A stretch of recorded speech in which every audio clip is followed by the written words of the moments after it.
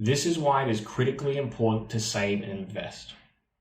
Because as you understand now that money is a function of time and effort, the investments that you put aside generate returns, and those returns, in fact, are time and effort that benefit you in the future.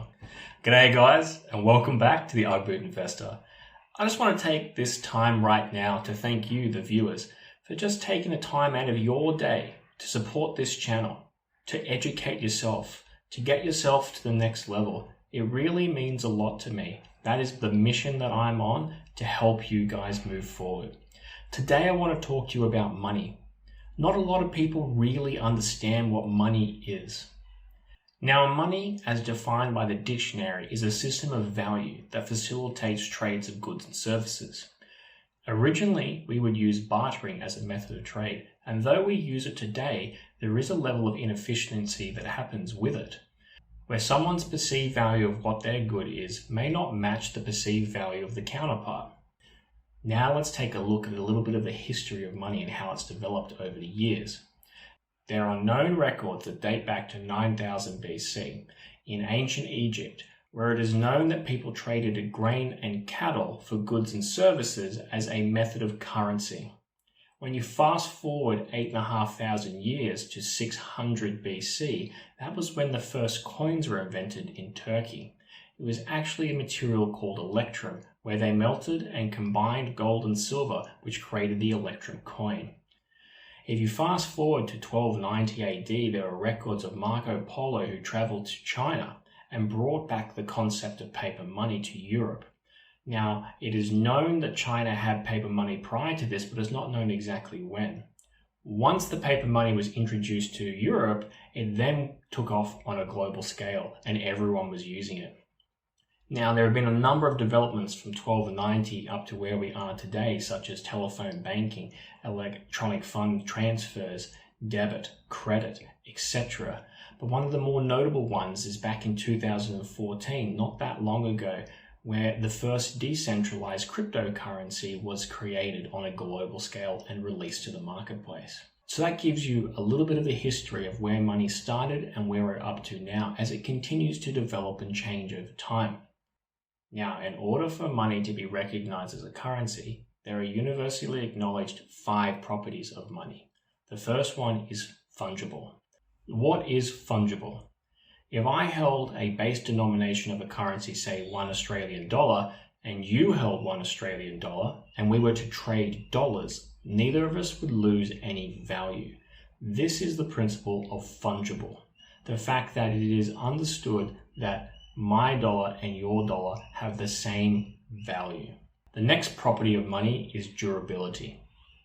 If a currency does not have natural durability, as it passes from hand to hand, it will eventually fade away and lose its value. Therefore, durability is quite important in the underlying currency. The third property of money is portability. The ability for you to take the value of that currency anywhere you went in order to trade it for goods and services. The fourth property of money is it's recognizable. When you pull out your currency and hand it as a method of transaction for a good or service, the person receiving that value on the other side understands the value that they have actually incurred in that transaction. It needs to be recognizable.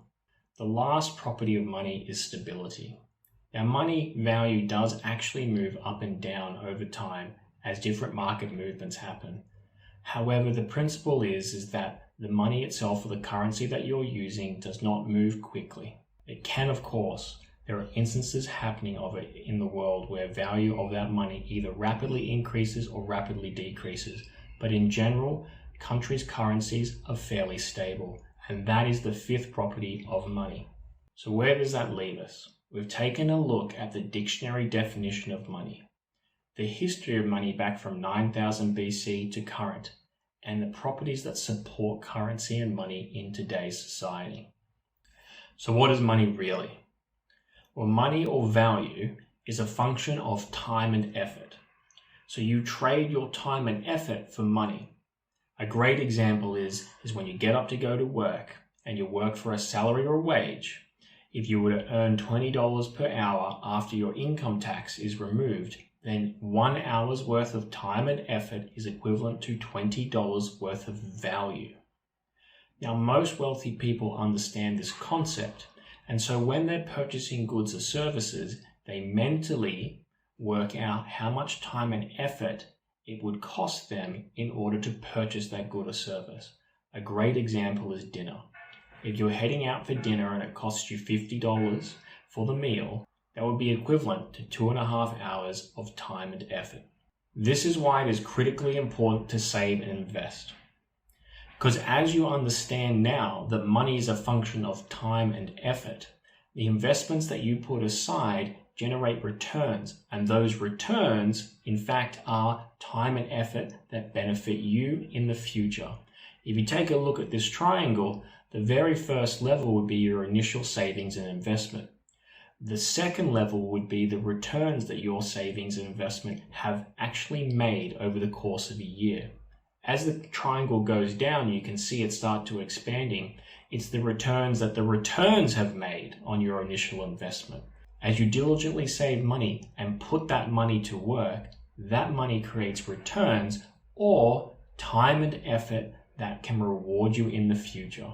When you eventually get to your financial goals, whatever they may be, those investments that you are diligently putting money aside for will support your lifestyle in the future, or otherwise give you your time and effort back so that you can enjoy lifestyle in retirement. In summary, money is just a concept that humans have created, and it continues to develop over time. It only holds value because we assign it value. What it allows us to do is trade our money or value for goods and services. And as we now know, money is a function of time and effort. The more time and effort you put in, the more money you will have. The more money that you use to save and invest creates more time and effort for your future. Thank you for sticking around to the end of the video.